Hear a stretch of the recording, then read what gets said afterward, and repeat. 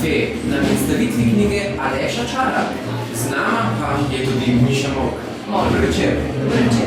Molk, ja. Torej, knjiga Made in Slovenija, kaj predstavlja?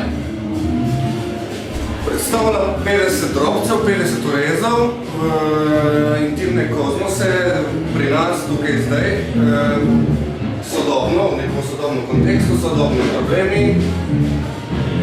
Se strinjam? Ja, sploh bi rekla, da niso samo problemi, ampak da so to ene zgodbe, ja, včasih vsak dan, včasih pa tistega, kar si vsak dan ne upamo.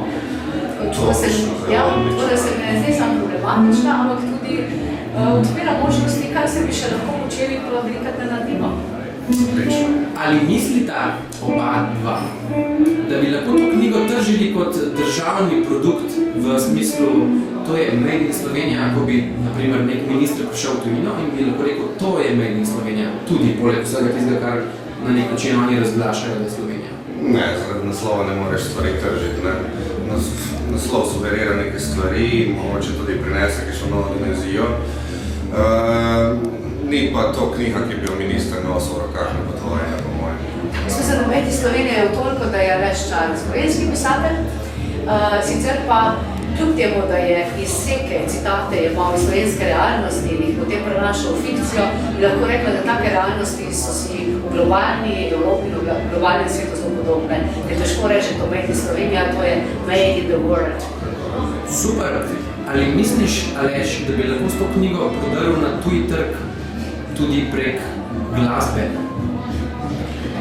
Prek glasbe? Ja. To je vprašanje Metala Sarkič, ne? To je super, ne vem, verjetno bi se dalo, to so to kratke zgodbe, da če bi se potrudil, bi lahko pa tudi v glasbe, to pa mislim, da bi šlo. Kaj več o povezavi z glasbo, Miša, jaz ne vem. Jaz še vidim kadre, ampak seveda vidim to kot glasbo, kot videoklip. Ne pa zgolj kot glasbo, ker je pač ne znam ustvarjati. Zagotovo bo mnogo zgodbo prebral, lahko naredi tudi 50 različnih glasbenih zgodb. Miša, katerim intelektualnim mislecem bi priporočila to knjigo?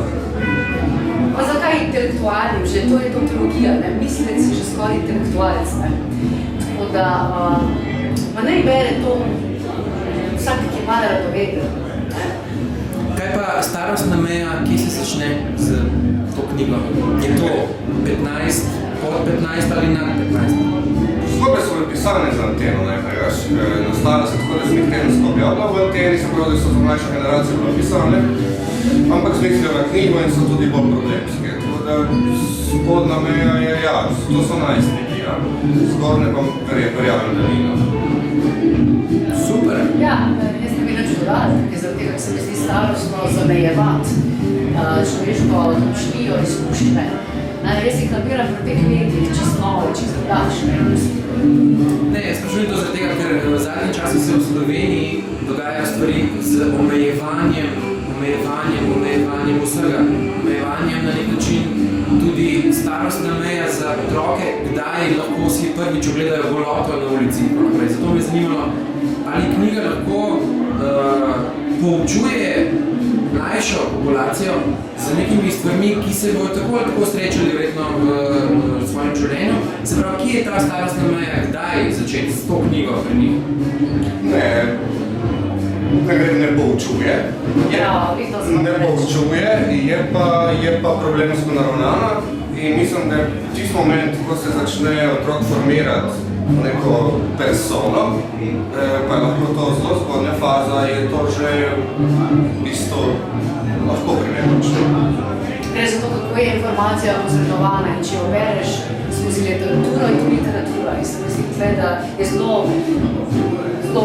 nekaj neumno zajemati starostno in z nekimi, tako kot vemo, nekdo pred 13 zelo zarev, nekdo pred 19-20 še ni, tako da naj si to ustvarja ta svet vsak sam. Vsekakor pa ni tukaj, ne delimo mnenja autoritetne komisije, ko vidno bila zupana za take neumnosti.